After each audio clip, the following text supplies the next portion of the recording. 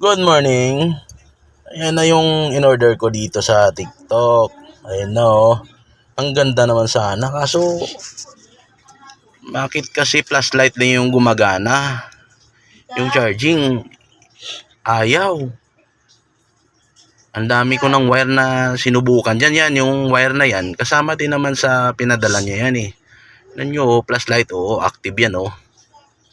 Magana yan. Pero yung charge talaga kasi yung pinakailangan ko pa sana.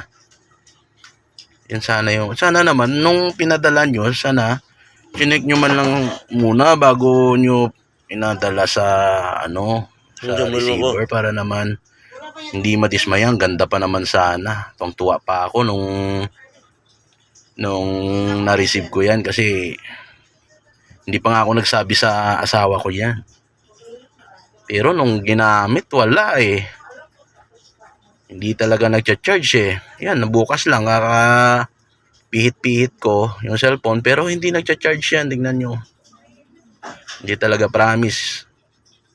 Oh, wala.